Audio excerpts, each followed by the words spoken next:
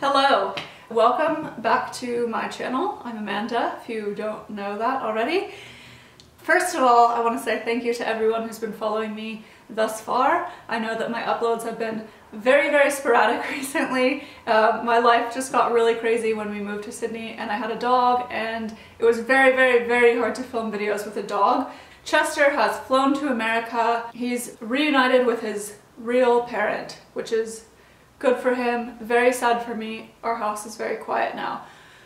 But today's video is about me and about minimalism. So I wanted to make a video today about how minimalism has changed for me now that my whole life has changed. I'm not traveling full-time and I am working full-time, 40 hours a week, so that's different.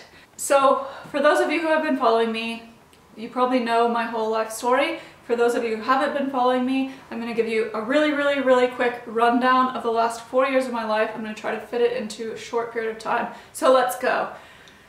4 years ago, I was living at home in California, which is where I am from. I'm not there anymore, if you can tell.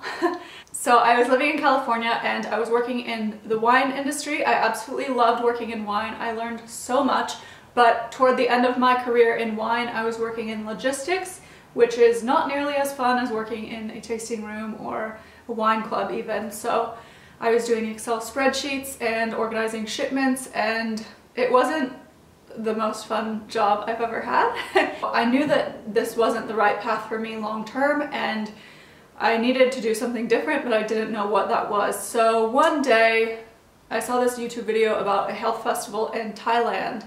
And I thought, oh, I've never been outside of the country before, but I've always wanted to go to Thailand. I heard it was the happiest place on earth, so I decided to go.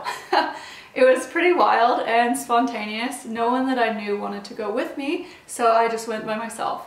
And I booked a ticket. It was like 3 months out when I learned about this, so it was like pretty quick for me for never leaving the country. I had to buy a passport, I had to buy a plane ticket, and then I went to this festival by myself for 10 days in Chiang Mai, Thailand. I absolutely loved it. I came back home and I told everyone that I knew that I wanted to travel full time, which was really wild since that was the first time I'd ever been out of the country. Everyone thought that I was just crazy and that I just caught the travel bug and like, oh, Amanda's on another one of her things again. But yeah, I was fully serious. I changed my entire life. I cut out so many expenses, and around the same time I found minimalism as well, which is what really helped me.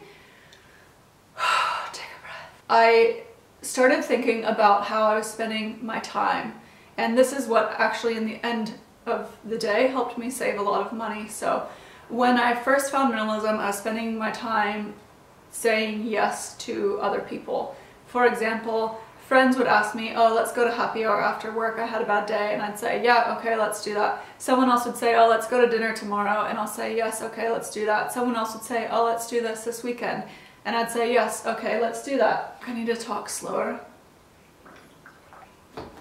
When I found minimalism, I decided to stop saying yes to everyone else and start doing what I wanted to do. I had not really thought about this concept before because I thought that I was saying yes to everything and that meant that I was really living, like I was doing all of these things all the time. But when I started to think about what I really wanted, it was not the same as what those people wanted. So I didn't want to go to happy hour after work. I wanted to go outside and be in nature and do hiking and stuff like that. And granted, I will tell you, this process was not like an overnight thing. It took me a while to realize this. It took me like a while to implement it as well. Like it was definitely not like an overnight transformation. At the same time that I was going through this life schedule change, I was doing a decluttering challenge, and so I was decluttering my house, getting rid of a lot of stuff. I feel like that's the first thing that everyone does when they become a minimalist. And yeah, so I just got rid of a ton of stuff. I changed the way that I kind of lived and scheduled my life, and the combination of these two things helped me save a lot of money. Because I changed the way I was saving and spending, I ended up saving a lot of money. I was also very intentional about my savings plan, so I saved a lot of money. I changed a lot of my life, not just the way that I was spending my free time, but I changed where I lived. I moved back with my parents because I wanted to save a lot of money really quickly. I'm a very dramatic person. I did a lot of things to cut expenses. I have videos around that. I cut out my phone bill, I cut out my gym membership, like I just cut a ton of expenses and I saved up a lot of money really quickly. And then from there, I bought a ticket about 6 months after I came back from Thailand. I had saved up over $10,000. Dramatic. And I bought a ticket to Copenhagen. I started traveling, and then for the next 3 years I traveled full-time. So I traveled for a year, and then I did a working holiday visa in Australia where I met Michael.